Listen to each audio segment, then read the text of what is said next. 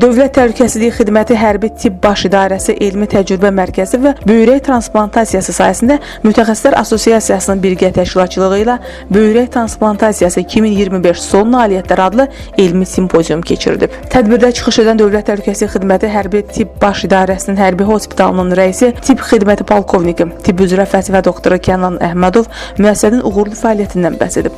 Hospital rəisi böyrək transplantasiyası problemlərinə həsr olunmuş simpoziumun bu sahədə ən son nailiyyətlər, müasir istiqamətlər və elmi problemlərin müzakirəsi baxımından əhəmiyyətini qeyd edib. Azərbaycan Dövlət Həkimləri Təkmilləşdirmə İnstitutunun Nefrologiya kafedrasının müdiri professor Fuad Sərdarlı çıxış edərək rəhbərlik etdiyi kafedranın yaranma tarixi, fəaliyyət istiqamətləri barədə iştirakçılara məlumat verib.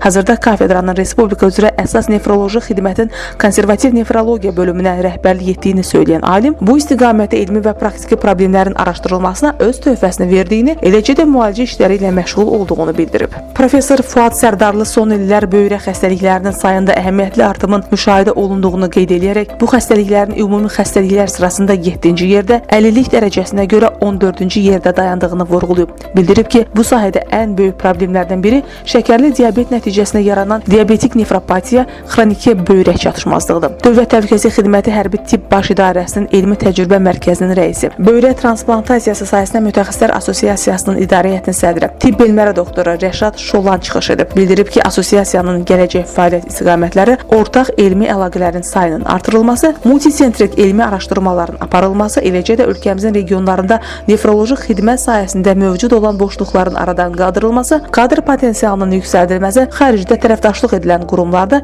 ixtisas artırma kurslarında iştirak edilməsinə dəstək göstərməkdən ibarətdir. Tədbirdə professor Fuad Sərdarlı və həkim rezident Nihad Novruzun müəllif olduqları xroniki böyrək çatışmazlığı 2025 mövzusunda məruzə təqdim edilib. Nihad Novruzov böyrək transplantasiyasının ən çox tələb olunan orqan transplantasiyası növlərindən biri olduğunu söyləyərək 2024-cü ilin sonuna olan məlumata əsasən böyrək transplantasiyası üçün növbə gözləyənlərin sayının 600 nəfərdən çox olduğunu diqqətə çatdırıb. Tədbirdə həmçinin bir sıra mövzularda məruzələr də səsləndirilib.